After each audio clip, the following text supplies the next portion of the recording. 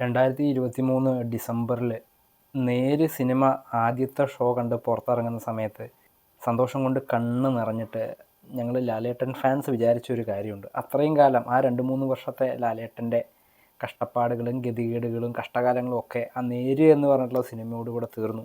ഇനി അങ്ങോട്ട് 2024 അതുപോലെ വരുന്ന വർഷങ്ങളും ഒക്കെ ലാലേട്ടൻ അങ്ങ് പഴയ ഫോമിലേക്ക് തിരിച്ചു വരും. 2024 ലിജോ ജോസഫിൻ്റെ പടം, അതുപോലെ എമ്പുരാൻ, അങ്ങനെ കുറേ സിനിമകളൊക്കെ ഉണ്ടായിരുന്നു. അപ്പോൾ ലാലേട്ടൻ്റെ കഷ്ടകാലം ആ നേര് എന്ന് പറയുന്ന സിനിമയുടെ ഹിറ്റോട് കൂടി തീർന്നു എന്ന് വിചാരിച്ചിട്ടാണ് 2024 വരുന്നത്. 24 ജനുവരിയിൽ വാലിബൻ റിലീസായി. പേഴ്സണലി എനിക്ക് വാലിബൻ ഇഷ്ടപ്പെട്ടൊരു സിനിമയാണെങ്കിലും മൊത്തത്തിൽ നോക്കുകയാണെന്നുണ്ടെങ്കിൽ വാലിബൻ കൊടുത്ത ഹൈപ്പും ബാക്കി കാര്യങ്ങളൊക്കെ വെച്ച് നോക്കിക്കഴിഞ്ഞാൽ അടപടലം തേഞ്ഞു. അത് കഴിഞ്ഞ് പിന്നെ അങ്ങോട്ട് ഒരു 11 മാസക്കാലത്തേക്ക് ലാലേട്ടൻ്റേതായിട്ട് മലയാളത്തിൽ ഒരു പടം റിലീസായിട്ടുണ്ടായിരുന്നില്ല. പിന്നെ അവസാനം 2024 അവസാനം കൊണ്ട് റിലീസ് ചെയ്ത സാധനമാണ് ഞാൻ ബരോഷ്.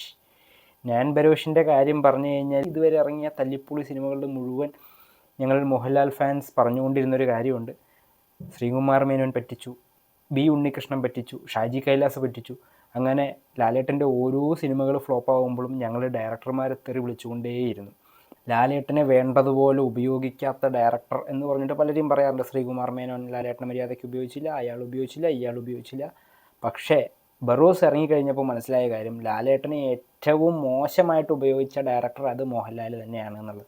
അങ്ങനെ 2023, 2024 കഴിഞ്ഞ് 2025 സ്റ്റാർട്ട് ചെയ്തിരിക്കുകയാണ്. പതിവ് പോലെ ജനുവരിയിൽ തന്നെ ലാലേട്ടൻ്റെ ഒരു പടം റിലീസുണ്ട്.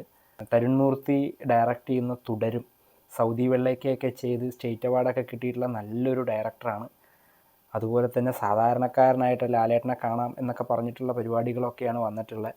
നല്ല പ്രതീക്ഷയുള്ള പ്രൊജക്റ്റാണ്. സൂപ്പർമാനും മറ്റേ സൂപ്പർ ഹീറോ ഒന്നും ആവണമെന്നില്ല. ആ സിനിമ ഒരു ഫീൽ ഗുഡ് സിനിമ ആയാൽ തന്നെ മോഹൻലാൽ ഫാൻസിന് സന്തോഷം. ആ തുടരും എന്ന് പറഞ്ഞ സിനിമ റിലീസ് ചെയ്ത് കഴിഞ്ഞാൽ അറിയാൻ പറ്റും, തുടരും എന്ന് പറയുന്നത് ലാലേട്ടൻ്റെ കഷ്ടകാലം തുടരും എന്നാണോ, അതോ തുടരും എന്ന സിനിമയ്ക്ക് ശേഷം ലാലേട്ടൻ്റെ നല്ല കാലം ആ സിനിമയോടുകൂടി തുടരും എന്നാണോ എന്നുള്ളത്.